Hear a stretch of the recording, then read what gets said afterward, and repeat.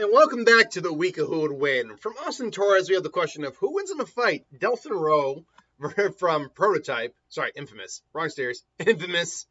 I always do that with Alex Mercer and Delsin Rowe, or the original one who wasn't Delsin. I can't remember which one it was.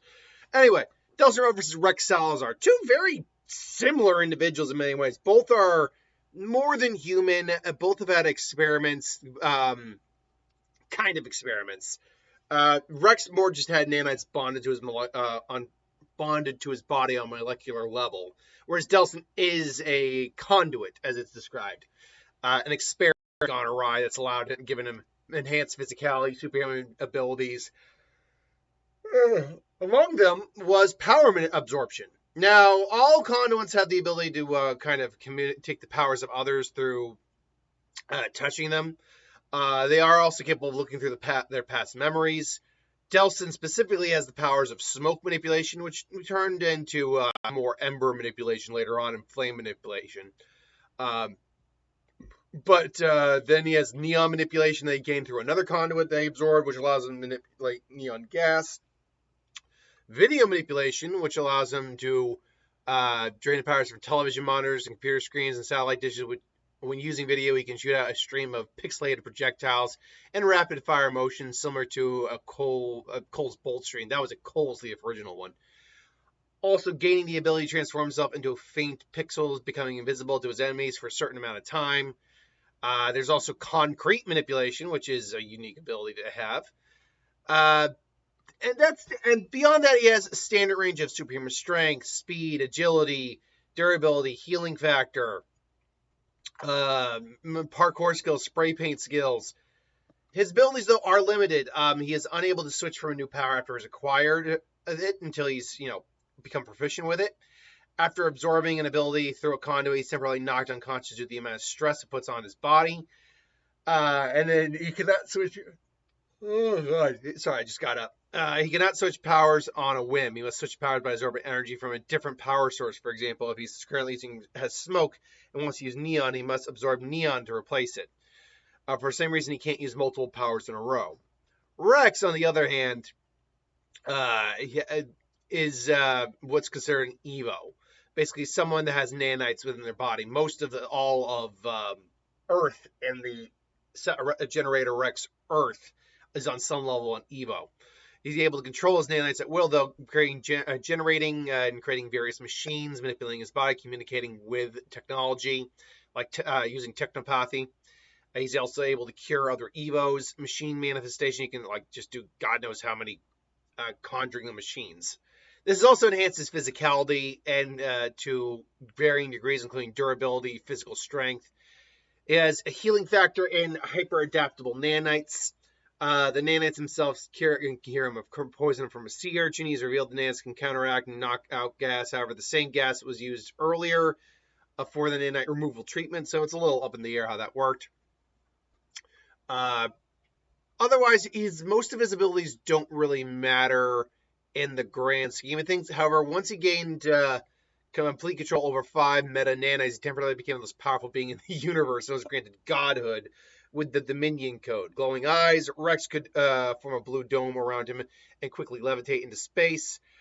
Deep space, by simply using words, Rex attempted to cure every Evo and discard every nanite, notably known as the worldwide cure.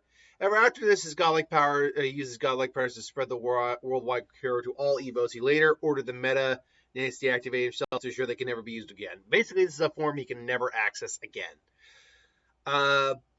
If we're being fair, and if we're looking at this from a death battle perspective, at least from the eyes of them at their strongest forms, I feel like it's kind of clear who would win that fight, simply due to the fact that Rex became a godlike figure in the universe, literally able to kind of do whatever he wanted, whereas not even Cole Dyson was able to, and it was Cole Dyson, I remember that kid. Dyson was able to, not even Cole was able to become even a continental threat. He became a powerful threat. No shame on him, no disrespect. But in the grand scheme of things, he was no universal threat. But if we're taking that out of the equation, this is where it becomes a little bit more tricky. It would not be too far out of the realm of possibility to say that conduits and evos could be cut from a similar cloth. However, does Delsin have nanites in him? I don't believe he does. I don't believe that's quite how that worked.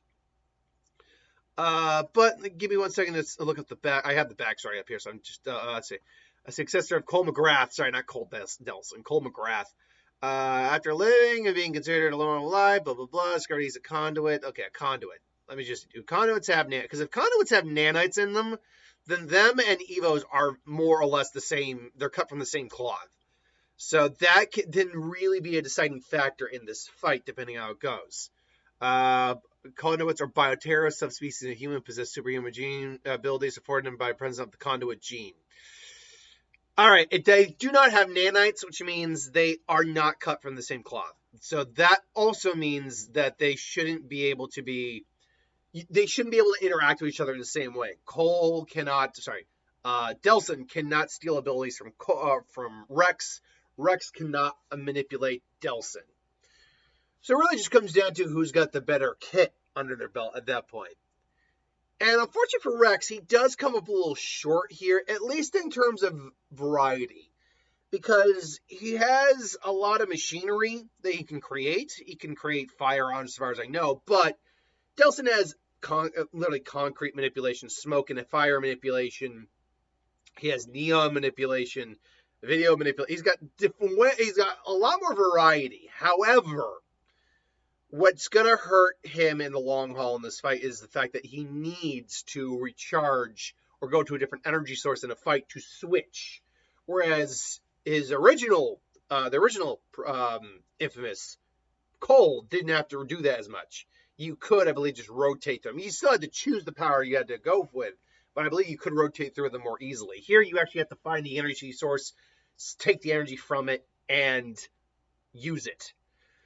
And that in a fight is not, even if we're being fair to Delsin and giving him every energy source ad nauseum, or at least enough that he could keep using each power for varying purposes, or for a while in the fight, Rex consistently always has everything under his belt. And he just has a lot of durability to just take hits.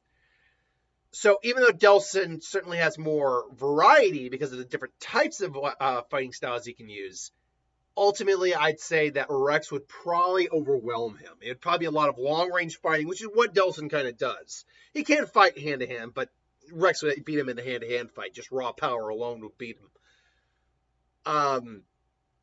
That said, Delsin would ultimately tire himself out. When Rex gets in close, he'd wail on him. He'd wail on him enough to get some damage in. Even if Delsin's able to get some hits in, Rex, we know, can take hits.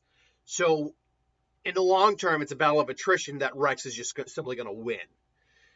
Because he can just take more durability, he can just take more damage, he can just take more blunt force trauma, he can just take more injuries and keep going. And then dish out more physical raw damage to his opponent versus Delsin, who just doesn't have that level of consistency. The fact that he has to charge his attacks to switch from different sources means he is limited in what he can do right out the gate. Still, though, this is just my opinion. Let me know what you think. Thanks for watching. Hope you enjoyed, and I'll see you next time.